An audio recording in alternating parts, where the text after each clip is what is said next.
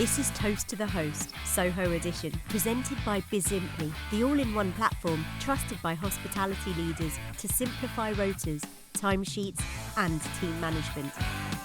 In this episode, Jamie Poulton sits down with Rupert Power, co-founder of Sophie Steakhouse and the visionary behind Jack Solomon's Club, one of Soho's most stylish underground bars. Let's dive in. Hi. Jamie. Welcome. It's very nice to be here with you. Likewise, it's been a long time. It has. We have both been doing this for a long time. Restaurants and hospitality. How did you first start in this business? What got you going? What got me going? So, I suppose my background, my dad used to do a lot of business in the States in the 80s. Of what? It was a strapping business. Not your kind of strapping, like plastic strapping. Okay, interesting. And we used to go to America in the holidays, go and see Dad. And the only time we really got to, or I got to talk to him, was in the evenings in the restaurants. And he'd say, look, Rupert, time that table and see how it's quickly turned around. And I quickly sort of thought to myself, you know, this seems like quite a good gig. You give people a good time and they pay you. So I was kind of inspired into that. So that was my first sort of moment of. Can I just ask you? So when he said, "Time the table," why was he? Well, in those days, in the mid '80s, it was the sort of what we call premium casual market now, where you're turning tables the whole time. But it wasn't his restaurant, was it? No, it wasn't his restaurant. Okay. No, but his dialogue as an entrepreneur was to just talk business too. Okay. So, I'm sure you can relate to that one. But you know, the way to connect was to just talk about life and business, and that's what he knew and enjoyed. But he was quite a sort of, I think it's fair to say, he was quite a ruthless man, and I think that he didn't necessarily want his son to be overtly ruthless. It's quite a sort of exhausting game if you're constantly on the 3 up 2 down kind of deal making. Yeah, I would say, whereas our industry isn't really like that, I would suggest. Well, it hasn't got that. It's not quite so volatile, but it's definitely risky. It's definitely risky, yeah. But that's how I got into it. And then later on, a good friend of his, who was my business partner's father, Jeremy Mogford, was in the restaurant trade, big in the restaurant trade. And I thought he was a very relaxed man, and he seemed to be very successful. And I thought that's a path I'd rather follow. Yeah. Than my own upbringing. I get that. It was that the Browns chap? Yeah, right, it was the Browns guy, yeah. So that was the immediate. Was that your first step into it? Yeah, it was. So Jeremy, I used to go fishing a lot with my father, and Jeremy used to come, and we used to talk on the riverbank about restaurants and property and stuff like that. And I found him really engaging. And when had done my A-levels at least twice, my father was slightly pulling his hair out about what is this boy going to do, and Jeremy said, "I'll take him on for a year." It is a good industry for misfits, isn't it? Yeah, I mean, and not in a bad way. Yeah, but no, It absolutely. is. No one's. I mean, it's a bit. It's the sort of. Restaurants are a wonderful sort of. I mean, in the 70s, we all watched. Or early 80s, Fawlty Towers, a wonderful dysfunctional business that would sort of carry on. And I think there are dramatic scenes of restaurants that sometimes you have those moments. But I think, collectively together, you can come together and create something really wonderful. Yeah, absolutely. I mean, even Fawlty Towers is a bit wonderful, isn't it? Yeah, it is. It's all got its charm. So was Sophie's the first thing you did? Is it in hospitality? On my, with Sophie, as my own thing. But prior to that, what were you? So prior to that, having worked at Brown's. Sorry, I missed it. So you worked at Brown's? I worked at Brown's for a while, probably a year or so, and then I went to university and did hotel and catering. And where? At Oxford Brookes. Quality. Yeah, great fun. I mean, and I left there barely being able to carry 3 plates. And at the time then, Quaglino's was freshly on the scene. This is probably the middle 90s. And I remember going to a friend's birthday party at Quaglino's. There was only a table of 8. And I just thought it was such an amazing place to be, and it was.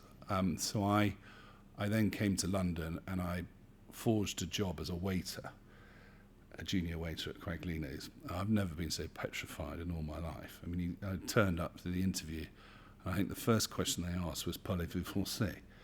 Well, that's as far as my French Sure, goes. your Harrovian education would have qualified you to answer that Well, question. yeah, but No? Did you fail all your exams miserably? I mean, it was. I mean, I now have a family, and my youngest son said to me, "Papa, I'd like to be a CEO like you."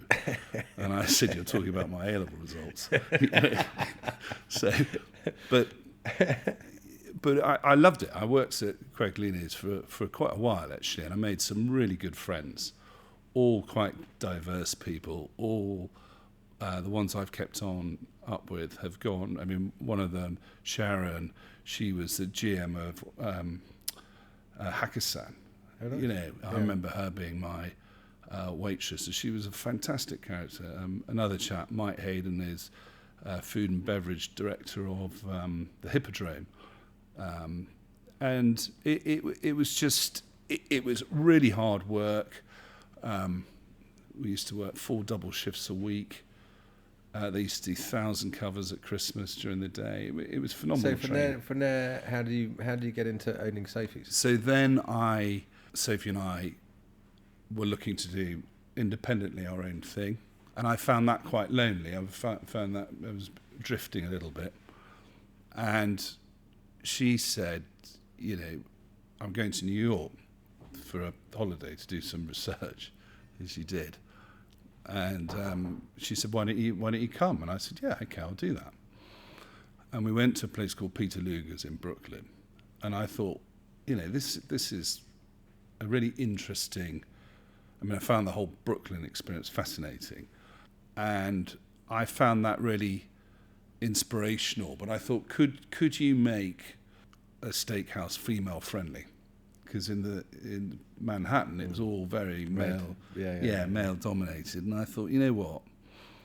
And this sort of, at the time, I was also with some other mates, and I was thinking about doing a pool bar, and that was sort of falling away. And then I, you know, in those days, you know, raising money was, I was lucky because I had a flat in Chelsea.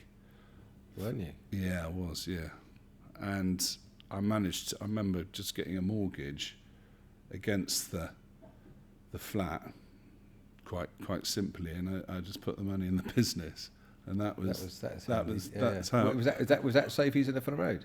Yeah, Really? yeah. Because I was 2 doors down. From I know you were. Yeah, I used to watch you go up and down in your what was that? I want to say Sexy Fish. It was Juicy Couture. Tracksuit. Juicy Couture. I you never remember wore that? Juicy Couture. You did. I never wore Juicy Couture. You did. And I thought, wow, one day I might wear a Juicy Couture tracksuit. It's not going to be me, Rupert. I've never had a Juicy Was, Couture I tracksuit. Yeah. It's Are you girl stuff. 34-inch leg measurement?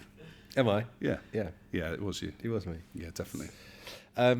Okay, so you opened that. So we opened that in 2002. 2 years after I'd opened my place. Yeah. Crippled me. Completely destroyed my I'm business. sorry, mate.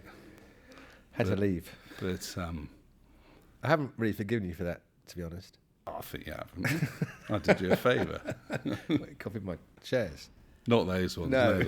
Not those brown ones. No, but No, that was quite. I remember you coming, and that was you definitely. I mean, Sophie's what you did there really knocked it out of the market. We were very lucky in the sense of everything was sort of, you know, when there's moments where everyone says you shouldn't do this, you shouldn't do that, and you know, at the time you had BSC and then Foot and Mouth, and the Twin Towers had come down, you know, the year before. So everything was sort of like, you wouldn't, in those days, to get a site like that.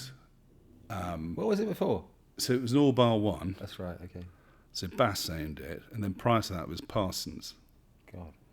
And, you know, as kids, we'd always hanged around that area.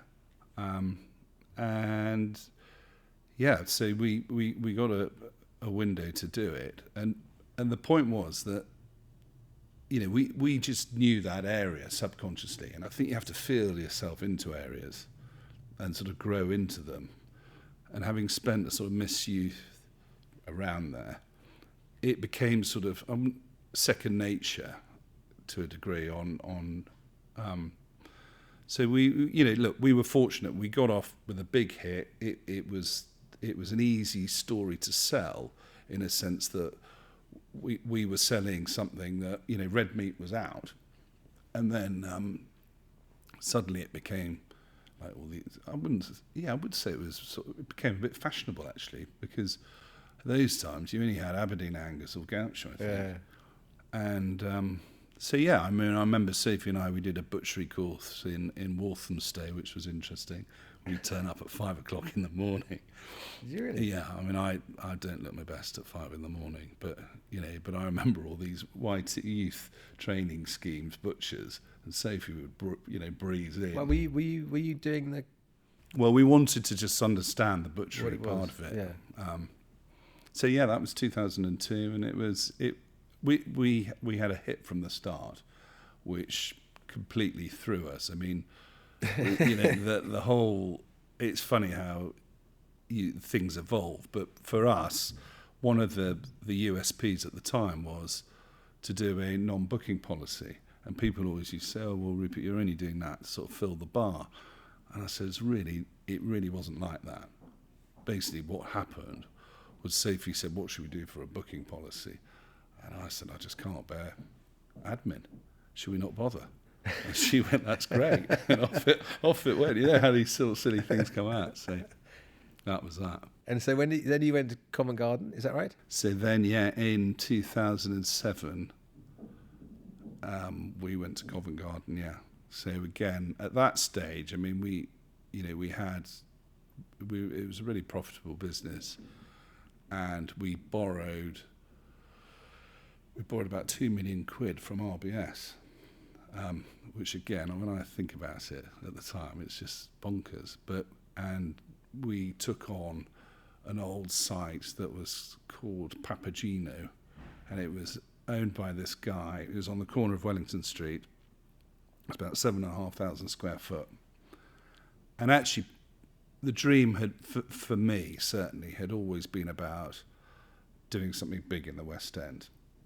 Because I thought you've got the lunch, you've got the pre-theatre, dinner, post-theatre, late night. So that was the holy grail. And having seen it in Quaglino's, yeah, I used to love going out after Quaglino's into the West End. I mean, it was just good fun. So then Covent Garden, and our timing has always been a bit conserved. Did you used to go to the Fidenzis and places like that after work, the after hours places for hospitality people? Yeah, I always got a bit sketchy. But then they seem to have disappeared now. Yeah, it's true actually. I mean, we used to go to Down Mexico Way on down there. I think I was sort of semi in love with the bartender there. But those were the days when you could. Yeah, your night just evolved, didn't it, from one place to another? Definitely felt easier. So what made you do the bar? I mean, you had the space here, right? I guess on the basement, and you had to. Yeah, so from Covent Garden, it's a very big unit, isn't it? It is. Yeah. So from Covent Garden, we ended up selling that business because our landlord wanted to redevelop. I mean, you must relate to all of this sort of stuff, but to us it was, so we were approached. We had a long period on our lease left, so they bought us out of the lease, and part of the condition of leaving the site was that we had to find another similar size site. And so we looked all around Covent Garden, and I knew really in my heart of hearts there wasn't a site in Covent Garden. Was it working well there? It was working well, yeah. I mean, it got off to a bad start because obviously there was the financial crisis in 2008, so yeah. we were like all over the place. But that's a long story. But coming here, I remember coming here in the late 90s with my then girlfriend, now wife, and it was Sugar Reef, which was owned by Mark Fuller, who you all know. We all know Mark. I mean, anyone who's in Soho knows Mark. He is an old school character, to say the least, and very good fun. I didn't know him at the time, but I remember saying to Victoria, my wife, I would love a site like this one day. I hadn't even opened a restaurant, but I just felt there was just something about the building and the area that I do think finding the right site's a bit like falling in love at times. Yeah, absolutely. And I definitely fell in love at that point. Not necessarily with Mark's design, I have to say, but I like the premises. Bizimply handles scheduling, time tracking and managing teams. It's your business brain when it comes to people and operations. From independent businesses to multi-site franchises, Bizimply helps thousands of hospitality teams save time, control costs and boost employee satisfaction. Find out more at bizimply.com/toast to the host. And what do you love about the business in general? What I love about the business is people, and I love their predictability and their unpredictability of life. So I think no two services are the same for me. You try and get them as near as perfect as you can, but invariably there's always something to learn and to get caught out. And I think that what's changed between, our Chelsea restaurant is a much more neighbourhood place. It's become more like that. Although Soho is a wonderful neighbourhood, but it's sort of, I want to say, not underground, but you have to find it. We all wander around in the area and we know everyone or people, and it's all very friendly. But if we've been here a while now, I don't think that's necessarily obvious if you moved into an office here or whatever. So, there's less of a residential population here than clearly there is in Chelsea. Yeah. And how do you find? Do you have problem getting staff? What do you look for in a staff? What do you aim to get? What do you have long members of standing team here? We do. I think the staff or the team are at times the biggest headache and at other times the biggest privilege. And I think that if you've got good company value or good values about you, it naturally, and you naturally attract good people. Holding on to people, I think the key is communication, being honest with them. I would love to invest more in training. We don't do enough of that. Why not? I suppose it's the sort of the lazy schoolboy in me. It is. That's what your staff say. Yeah, thanks, Jamie.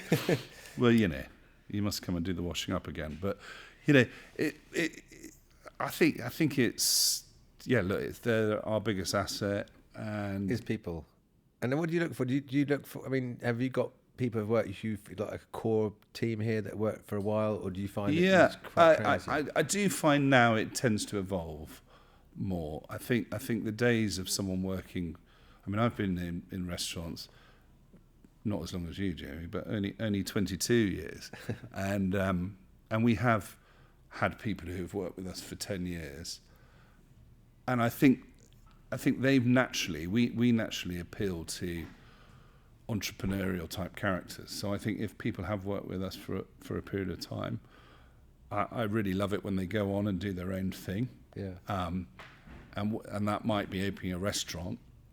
My favourite one was this guy Joe, who worked behind the bar, and I noticed pretty quickly he can't till. So he started off as a bartender, head bartender, bar manager. Soon enough, he's virtually running the place. Anyway, the story I tell, which is a bit, I'm not quite sure, it's slightly exaggerated, but MI5 sort of rock up, tap him on the shoulder, and off he goes, So about 6 months later, I bump into him on the Mall, And I said, "How are you doing, Joe?" And he goes, "Oh, I'm working in foreign policy." I said, "You what?" I said, "What are you up to?" He said, "Oh, yeah. I'm working on this Brexit deal." I said, "Well, you must come to the club. What the hell's going on?" So it's amazing how and he talked about, and the big one to answer the big question is, what do people get out of it, and why would you go into the industry? And I think it's all about emotional intelligence. And I think these days, with phones and all the rest of it, I mean, I'm guilty of it as well. We don't engage like you and I do when we go out. And No, I think that's a real saying. It's true.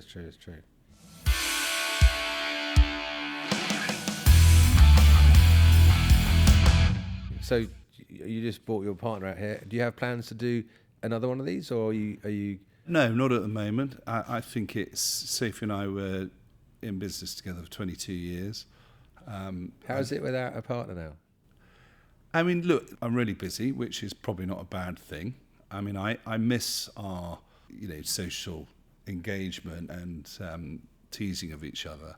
But I think that, look, any relationship over a long period of time kind of needs stirring up again, or you need to sort of not reinvent yourself. But I think that I'm relishing the challenge of being on my own, and I'm learning a lot about myself and about the businesses that I'm fortunate enough to own.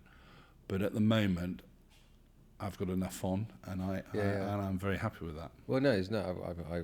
I'm the same as you. I didn't have any intention of trying to do anything. Well, I just didn't know whether that was the plan for you. No, not really. I mean, I think the whole look. We both know the industry's in a tough shape, and I think the whole roll it out, flip it on, whatever.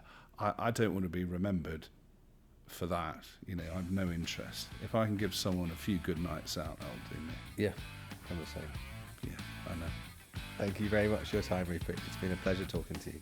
Thanks, Jamie. Always. This podcast was brought to you by Bizimply. Bizimply does all the heavy lifting on workforce management, so managers can focus on what matters most, creating amazing guest experiences and growing businesses. If you think your business could benefit from optimizing your people strategy, reach out to our sponsor at bizimply.com/toast to the host.